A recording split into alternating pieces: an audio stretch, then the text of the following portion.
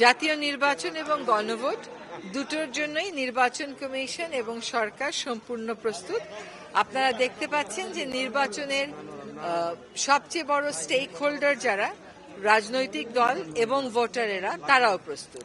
ভোটারেরা বিপুল উৎসাহ উদ্দীপনার সাথে অনেক বছর পরে ভোট দেওয়ার জন্য প্রস্তুত, আর রাজনীতিবিদেরা প্রস্তুত, কারণ তারাও আসলে অনেক বছর তো নির্বাচনী প্রক্রিয়ায় সুষ্ঠুভাবে অংশগ্রহণ করতে পারেনি।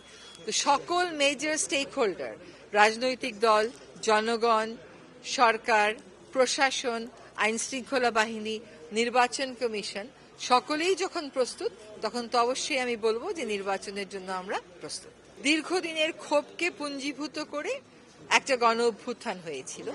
সেই গণ অভ্যুত্থানের প্রধান দাবিটা ছিল কিন্তু পরিবর্তন। কোটা সংস্কার দিয়ে শুরু হলেও যে ধরনের রাষ্ট্রীয় অত্যাচার এবং বর্বরতার মুখোমুখি হয়েছিল ছাত্র জনতা, তখন থেকেই পরিবর্তনের একটা দাবি উঠে। আপনাকেই বলছি, ইন্স্যুরেন্স করলে সিটিতে সুরক্ষা পাবেন নিশ্চিত। এবং আমাদের অন্তর্বর্তী সরকারকে গতানুগতিক নিয়মতান্ত্রিকভাবে শুধুমাত্র প্রতিদিনের প্রশাসন চালিয়ে একটি নির্বাচন করে দিয়ে যাওয়ার জন্য এই জায়গাতে আনা হয়নি। আমাদের তিনটা বড় এজেন্ডা নিয়ে, বড় ম্যান্ডেট নিয়ে আমরা প্রথম থেকেই কাজ করছি। একটা হচ্ছে সংস্কার, দ্বিতীয় হচ্ছে বিচার, তৃতীয় হচ্ছে নির্বাচন।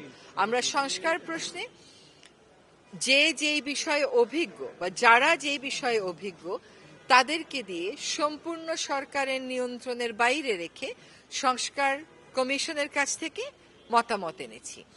11টি সংস্কার কমিশনের মধ্যে 6টি সংস্কার কমিশন যারা ভোটের সাথে, নির্বাচনের সাথে সরাসরিভাবে সম্পৃক্ত, তাদের সুপারিশ মালাগুলোকে নিয়ে জুলাই সনদ প্রস্তুত করা হয়েছে।